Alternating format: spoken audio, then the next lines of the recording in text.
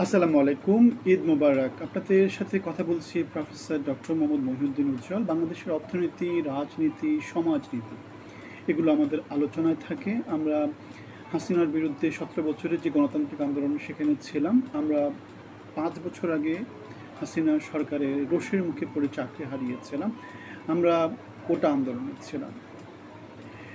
আমরা বাংলাদেশের অর্থনীতি, রাজনীতি নিয়ে ফেসবুকে এবং ইউটিউব চ্যানেলে নানা রকমের পোস্ট করে থাকি। আপনাদের সাথে নানা রকম সচেতনামূলক ভিডিও করে থাকি। আপনাদেরকে সেখানে ইনক্লুড হওয়ার জন্য আমন্ত্রণ জানাচ্ছি। গতকালকে আমাদের অন্তর্বর্তী সরকারের প্রধান প্রফেসর ডক্টর মোহাম্মদ ইউনূস জাতির উদ্দেশ্যে বেশ বড় লম্বা একটা ভাষণ দিয়েছেন। সেই ভাষণের প্রতিক্রিয়া, ইনিশিয়াল প্রতিক্রিয়া আমরা দিয়েছিলাম। সেখানে বলেছিলাম যে তিনি এতদিন তো কোনো রোড ম্যাপ দেননি, এখন একটা ফিক্সড ডেট দিয়েছেন এবং সেই জিনিসটা, যদিও সেখানে কনফিউশন আছে, কিন্তু এটা জাতির জন্য একটা, তাও মোটামুটি যেখানে লক্ষ্যহীনভাবে জাতি আগাচ্ছিল সেখানে একটা লক্ষ্যের কথা বলা হয়েছে। সেটা হচ্ছে এপ্রিল মাসের প্রথমার্ধে।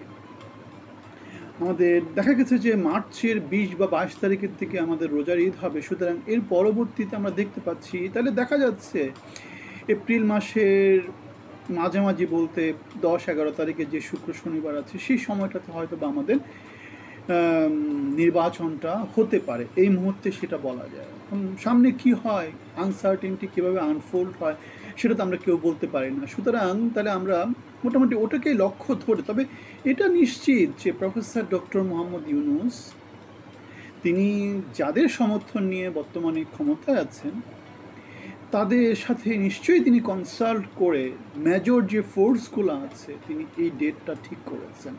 বাংলাদেশের সংস্কারের জন্যে, বাংলাদেশের নির্বাচনের জন্য, বাংলাদেশের পরিবর্তনের জন্য তিনি এই কাজটা করেছেন। এখানে আমাদের এই মুহূর্তে কোনো কনফিউশন নাই। আমাদের যেটা কনফিউশন আছে সেটা হচ্ছে বাংলাদেশের রাজনৈতিক দলগুলা, তারা যখন যে অবস্থায় আসে সে অবস্থাতে তারা তাদের ডিসিশনগুলো কীভাবে নেয়। যেমন অগাস্টের যে 8 তারিখে যে সরকারটা তৈরি হলো, তারা কিভাবে সরকারটা তৈরি করেছে? কোনো পরিকল্পনা ছিল? আমি ঠিক জানি না পরিকল্পনা আছে কি না। অথবা আমাদের এই যে এখন যে ঐক্যমতের কমিশন তৈরি হয়েছে তাদের কোনো পরিকল্পনা আছে, তারা কিভাবে কি করবে, নাকি উদ্দেশ্যহীনভাবে চলতেছে? কেন 10 মাস চলে গেল, আমরা 10 মাসে কিন্তু খুব বেশি কিছু হয়েছে সেটা আমরা দেখতে পাই না। আমরা খুব বেশি কিছু দেখতে পাই না। আমরা বরং যেটা দেখি সেটা হচ্ছে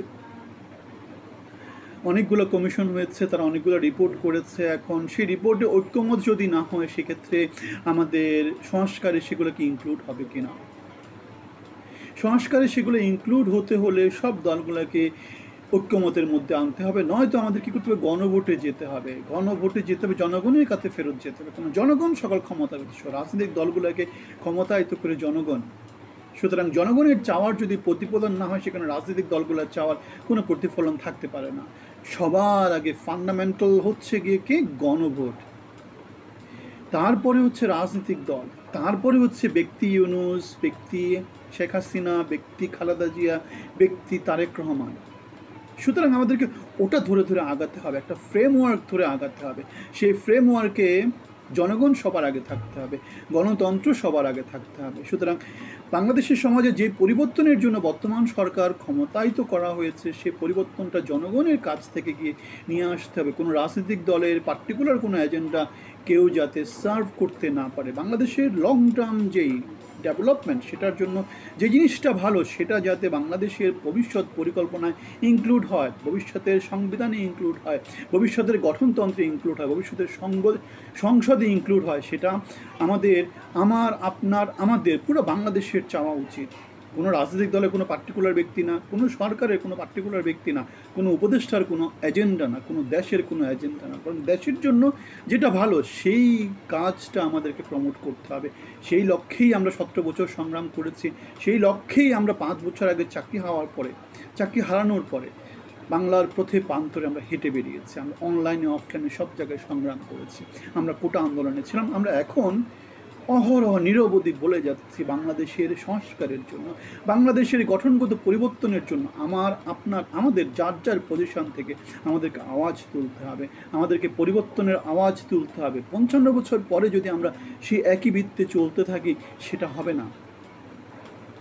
ভালো থাকবেন।